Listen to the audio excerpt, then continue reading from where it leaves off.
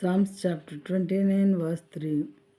Psalms chapter 29 కీర్తన గ్రంథం 29 3వ అధ్యాయము. The voice of the Lord is over the waters. The God of glory thunders. The Lord over many waters.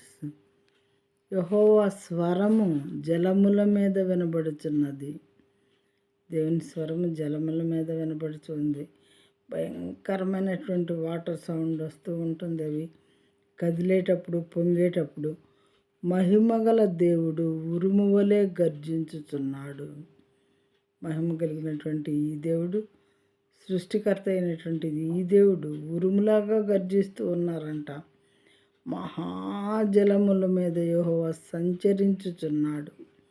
నిజంగా కొన్ని చోట్ల water భయంకరంగా పొంగి పొర్లుతూ ఉన్నప్పుడు నాకు ఈ వాక్యం బాగా గుర్తొస్తుంది. ప్రియమైన వాళ్ళారా, మహాజలముల మీద యెహోవా సంచరించుచున్నాడు అని ఉంది కదా. ఒకవేళ సముద్రాల మీద ఎలాగో సంచరిస్తూ ఉంటారు, అది వేరే విషయం.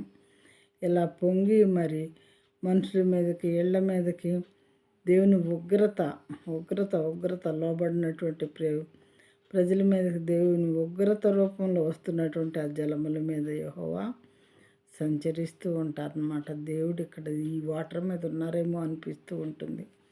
అలాగే 10వ వచనంలో ఇందాక చెప్పుకున్నాము, యెహోవా ప్రళయ జలముల మీద ఆసీనుడాయెను.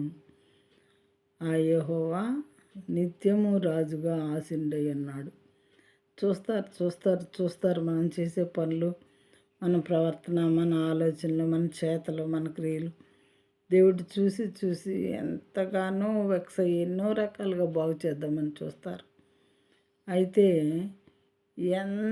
ఎంతమంది బిడ్డలని పంపించి వాక్యాన్ని బోధించిన, ఎన్ని రకాలుగా వారిని మరి సరిచేద్దామని చూసినా లోబడినటువంటి ప్రజల మీదకి చివరికి ఈ రకమైన ప్రళయాన్ని దేవుడు తెప్పించగా వారుగా ఉంటారు. అయితే పాపం చేసిన ప్రజల్ని పనిష్ చేసే విషయంలో దేవుడే మాత్రం రాజీ పడరు.